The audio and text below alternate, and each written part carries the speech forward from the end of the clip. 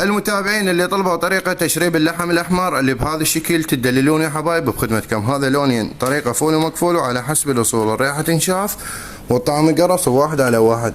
اللحم ذايب وكل شيء ذايب. هسه هذا أنا راح أصفيه وأدخله بالفرن. هاي تفيدك جاينك خطار، عندك عزيمة، فتردين تفيكين على حمواتك، فهذه الطريقة مفولة.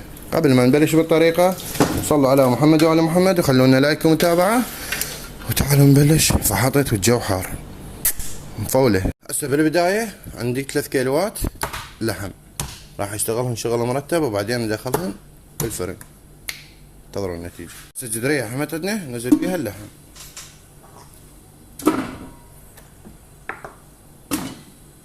هسه نزلنا اللحم بهالشكل، نجي نعرقه بدون اي شيء، بس راح نضيف له.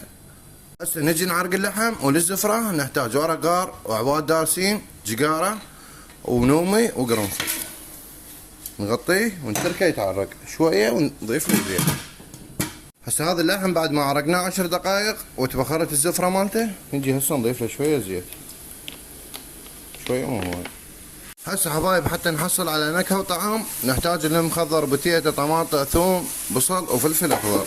ننزلهن ونتركهن على البخار 10 دقائق إلى ربع ساعة.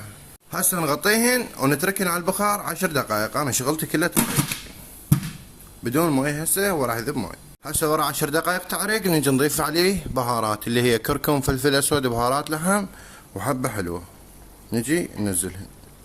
هسه حتى نحصل سوب أحمر وطيب ولون حلو. هسه نضيف خاشوقتين. هذا راح نسويه تشريب أحمر. هاي خاشوقتين معجون كلش كافي. هسه اجي احركهن وارجع اخليهن على البخار هم 10 دقائق وبعدها اضيف ماي.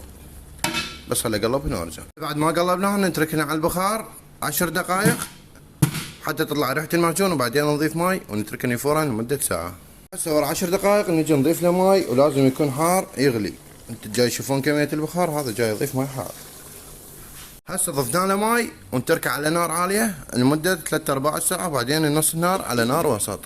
هسه نغطيه ونتركه يفور ويستوي على راحته، واخر 5 دقائق من يستوى نضيف له ملح. هسه هنا اللحم استوى عندنا. هسه نضيف له ملح، حركة تحريكة بسيطة ونتركه 5 دقائق ونطفي عليه. انا راح اشويه بالفرن، انتم تقدرون يعني بس ياخذ وجه، هو ذايب. هسه انتم تقدرون يعني هيك طبيعي تاكلونه. هسه نتركه 5 دقائق ونطفي عليه. وهاي كمل التشريب الاحمر مالتنا، وعليكم مليون عافيه. ولا تنسون تخلونا لايك ومتابعه حبايب قلبي. شوف لي اياها ضيم، شوف لي اللحم ذايب. هاي بس يمين.